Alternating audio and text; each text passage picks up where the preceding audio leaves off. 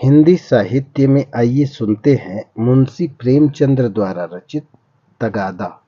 स्वर चंद्रशेखर। विशेष आग्रह, अगर आपको हमारी कहानी पसंद है तो कृपया लाइक शेयर सब्सक्राइब अवश्य करें। आप कहां से सुन रहे हैं और अपना शुभ नाम कमेंट बॉक्स में लिखना ना भूलें। धन्यवाद। सेठ चेतराम ने स्नान किया, शिव जी को जल चढ़ाया, 2 दाने काली मिर्च चबाए और 2 लोटे पानी पिया और सोटा लेकर तगादे पर चले। सेठ जी की उम्र कोई 50 साल की थी। सिर के बाल झड़ गए थे और खोपड़ी ऐसी साफ सुथरी निकल आई थी जैसे ऊसर खेत।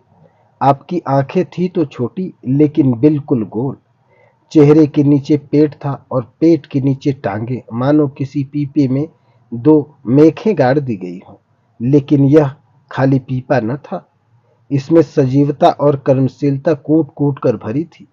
किसी बाकीदार असामी के सामने इस पीपे का उछलना कूदना और पैतरे बदल कर देखकर किसी की नट का चिगिया भी लज्जित हो जाता। ऐसी आंखें लाल पीली करते, ऐसे गरजते कि दर्शकों की भीड़ लग जाती। उन्हें कंजूस तो नहीं कहा जा सकता, क्योंकि जब वह दुकान पर होते तो हर एक भिखमंगे के सामने एक कौड़ी फेंक देते। हाँ, उस समय उनके माथे पर कुछ ऐसा बल पड़ जाता, आंखें कुछ ऐसी प्रचंड हो जाती, नाक कुछ ऐसी सिकुड़ जाती कि भिखारी फिर उनकी दुकान पर न आता। लहने का बाप तगादा है, इस सिद्धांत के वह अनन्य भक्त थे। जलपान करने के बाद संध्या तक वह बराबर तगादा करते रहते थे। इसमें एक तो घर का भोजन बचता था, दूसरे असामियों के माथे दूध पूरी मिठाई आदि पदार्थ खाने को मिल जाता था। एक वक्त का भोजन बच जाना कोई साधारण बात नहीं है। एक भोजन का एक आना भी रख ले तो केवल इसी मद में उन्होंने अपने 20 वर्षों के महाजनी जीवन में कोई 800 रुपए बचा लिए थे। फिर लौटते समय दूसरी बेला के लिए भी दूध दही तेल तरकारी उपले ईंधन मिल जाते थे। बहुधा संध्या का भोजन भी न करना पड़ता था, इसलिए तगादे से न चूकते थे। आसमान फटा पड़ता हो, आग बरस रही हो, आंधी आती हो, पर सेठ जी प्रकृति के अटल नियम की भांति तगादे पर जरूर निकल जाते। सेठानी ने पूछा, भोजन? सेठ जी ने गरज कर कहा, नहीं, सांझ का आने पर देखी जाएगी। सेठ जी के एक किसान पर 5 रुपए बाकी थे। 6 महीने से दुष्ट ने सूद ब्याज कुछ न दिया था और न कभी कोई सौगात लेकर हाजिर हुआ था। उसका घर 3 कोस से कम न था, इसलिए सेठ जी टालते जाते थे।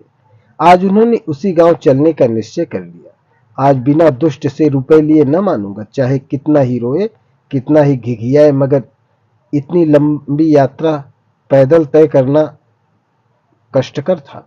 लोग कहेंगे नाम बड़े और दर्शन छोटे।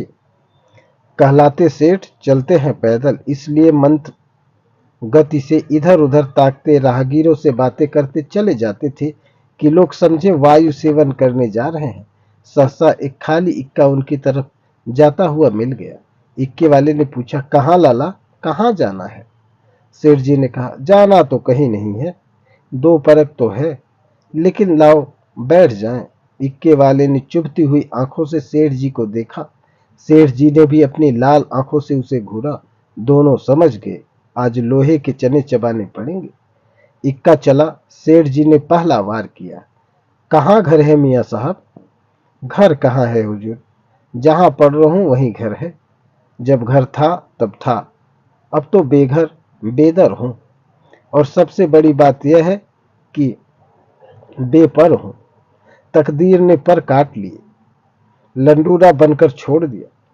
मेरे दादा नवाबी में चकलेदार हुजूर, 7 जिले के मालिक, जिसे चाहे तोप दम पर दे, फांसी पर लटका दे। निकलने के पहले लाखों की थैलियां नजर चढ़ जाती थी हुजूर। नवाब साहब भाई की तरह मानते थे। एक दिन वह थे, एक दिन यह है कि हम आप लोगों की गुलामी कर रहे हैं। दिनों का फेर है। सेठ जी को हाथ मिलाते ही मालूम हो गया, पक्का फिकैत है, अखाड़ेबाज, इससे पेश पाना मुश्किल है। पर अब तो कुश्ती बध ही गई थी।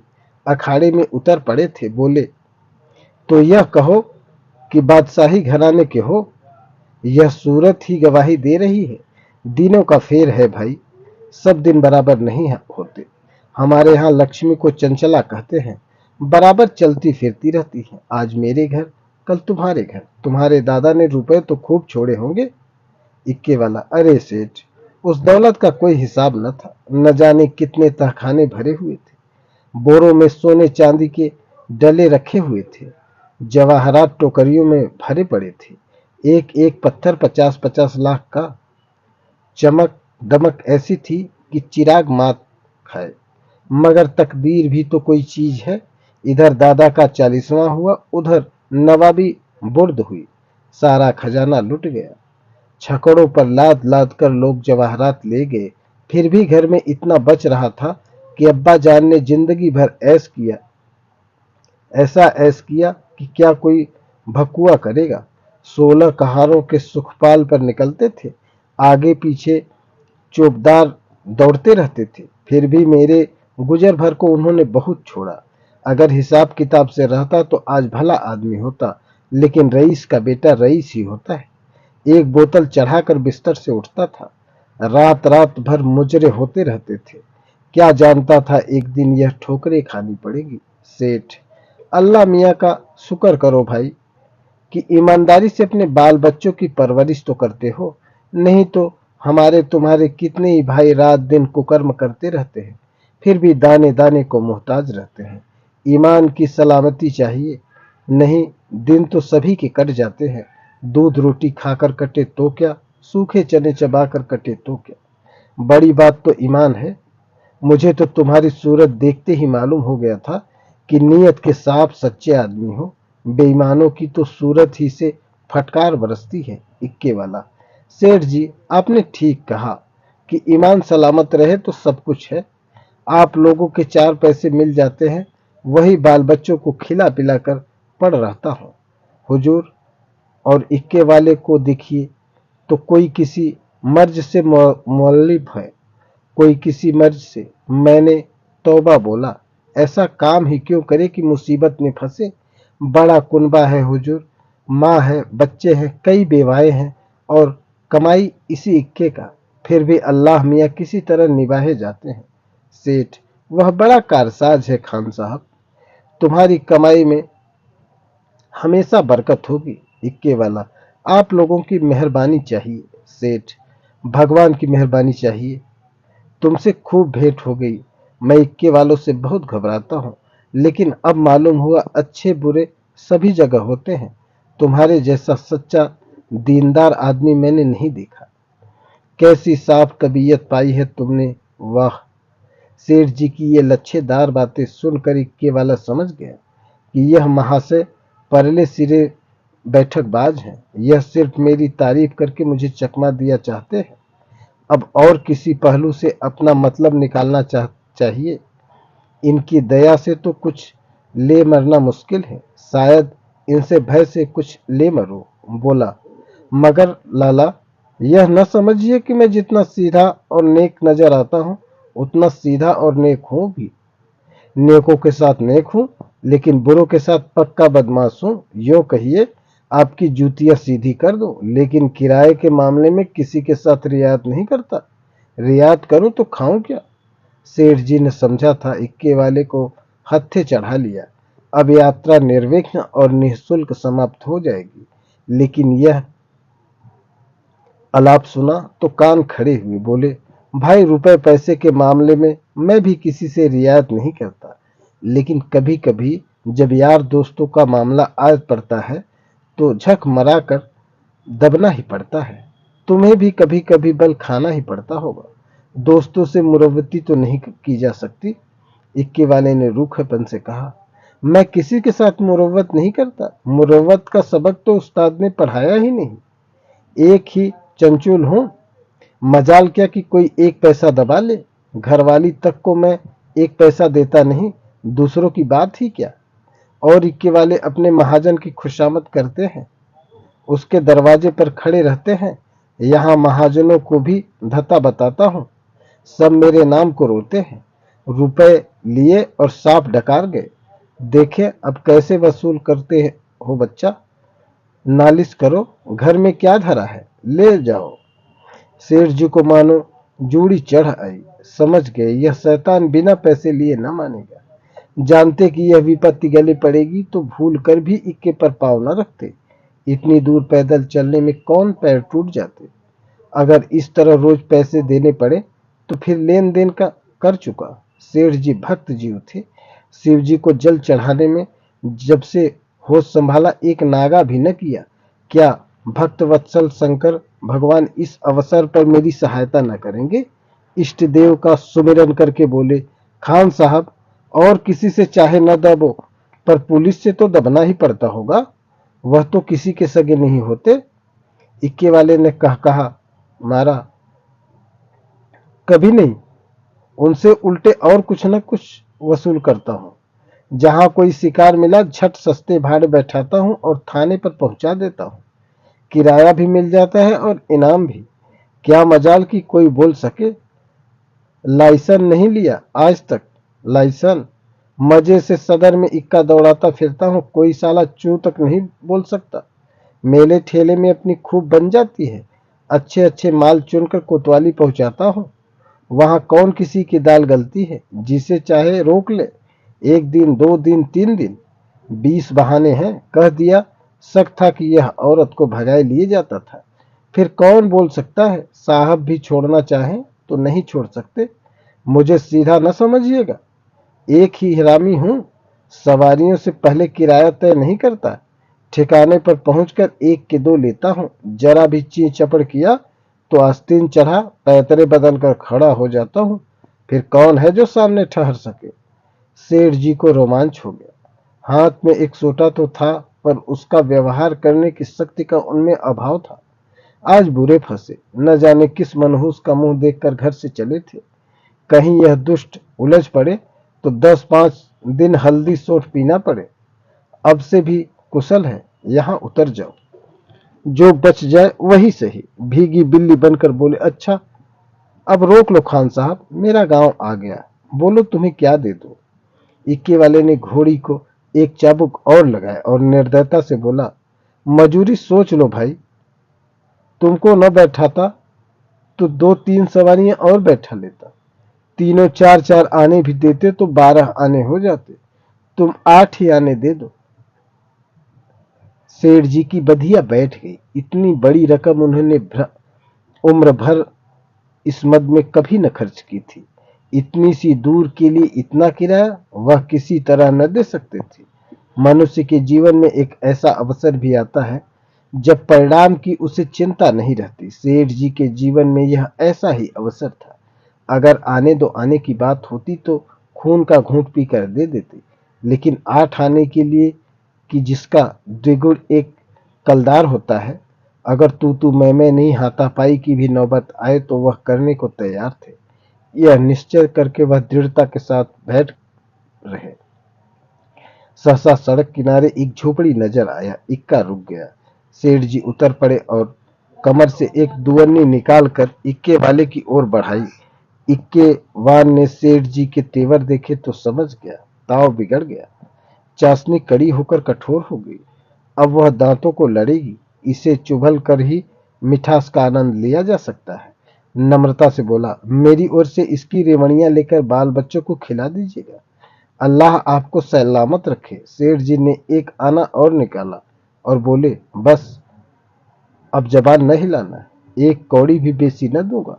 इक्के वाला, नहीं मालिक, आप ही ऐसा कहेंगे तो हम गरीबों के बाल बच्चे कहां से पलेंगे। हम लोग भी आदमी पहचानते हैं हुजूर। इतने में झोपड़ी में से एक स्त्री गुलाबी साड़ी पहने पान चबाती हुई निकल आई और बोली, आज बड़ी देर लगाई। यकायक सेठ को देखकर, अच्छा आज लाला जी तुम्हारे इक्के पर थे। फिर आज तुम्हारा मिजाज काहे को मिलेगा। एक चेहरे शाही तो मिली ही होगी। इधर बढ़ा दो सीधे से। यह कहकर वह सेठ जी के समीप आकर बोली, आराम से चरपैया पर बैठ जाइए लाला जी। बड़े भाग थे कि आज सवेरे सवेरे आपके दर्शन हुए। उसके वस्त्र मंद मंद महक रहे थे। सेठ जी का दिमाग ताजा हो गया। उसकी ओर कनखियों से देखा। औरत चंचल, बाकी कटीली, तेज तर्रार थी। सेठ सेठानी जी की मूर्ति आंखों के सामने आ गई। भद्दी, थल थल, पिल पिल, पैरों में बेवाय फटी हुई कपड़ों से दुर्गंध उड़ती हुई। सेठ जी नाम मात्र को भी रसिक न थे, पर इस समय आंखों में से हार गए। आंखों को इधर से हटाने की चेष्टा करके चारपाई पर बैठ गए। अभी कोस भर की मंजिल बाकी है, इसका ख्याल ही न रहा। स्त्री एक छोटी सी पंखिया उठा लाई और सेठ जी को झलने लगी। हाथ की प्रत्येक गति के साथ सुगंधा का एक झोंका आकर सेठ जी को उन्मत्त करने लगा। सेठ जी ने जीवन में ऐसा उल्लास कभी अनुभव न किया था। उन्हें प्रायः सभी घृणा की दृष्टि से देखते थे। चोला मस्त हो गया। उसके हाथ से पंखिया छीन लेनी चाहिए। तुम्हें कष्ट हो रहा है, लाओ मैं झल लूं। यह कैसी बात है लाला जी, आप हमारे दरवाजे पर आए हैं, क्या इतनी खातिर भी न करने दीजिएगा? और हम किस लायक हैं? इधर कहीं दूर जाना है? अब तो बहुत देर हो गई है, कहाँ जाइएगा? सेठ ने पापी आंखों को फेर कर और पापी मन को दबाकर कहा, यहाँ से थोड़ी दूर पर एक गांव है, वहीं जाना है। सांझ को इधर से ही लौटूंगा। सुंदरी ने प्रसन्न होकर कहा, तो फिर आज यहीं रहिएगा। सांझ को फिर कहाँ जाइएगा? एक दिन घर के बाहर की हवा भी खाइए, फिर न जाने कब मुलाकात होगी। इक्के वाले ने आकर सेठ जी के कान में कहा, पैसे निकालिए तो दाने चारे का इंतजाम करो। सेठ जी ने चुपके से अठन्नी निकाल कर दे दी। इक्के वाले ने फिर पूछा, आपके लिए कुछ मिठाई लेता आऊं? यहाँ आपके लायक मिठाई तो क्या मिलेगी? हाँ, मुंह मीठा हो जाएगा। सेठ जी बोले, मेरे लिए कोई जरूरत नहीं। हाँ, बच्चों के लिए यह 4 आने की मिठाई लिवाते आना। चवन्नी निकालकर सेठ जी ने उसके सामने ऐसे गर्व से फेंकी मानो उसकी उनके सामने कोई हकीकत ही नहीं। सुंदरी के मुंह का भाव तो देखना चाहते थे, पर डरते थे कि कहीं वह यह न समझे कि लाला चवन्नी क्या दे रहे हैं, मानो किसी को मोल ले रहे हैं। इक्के वाला चवन्नी उठाकर जा ही रहा था कि सुंदरी ने कहा, सेठ जी की चवन्नी लौटा दो। लपक कर उठा ली, शर्म नहीं आती? यह मुझसे रुपया ले लो, 8 आने की ताजी मिठाई बनवा कर लाओ। उसने रुपया निकालकर फेंका। सेठ जी मारे लाज के गड़ गए।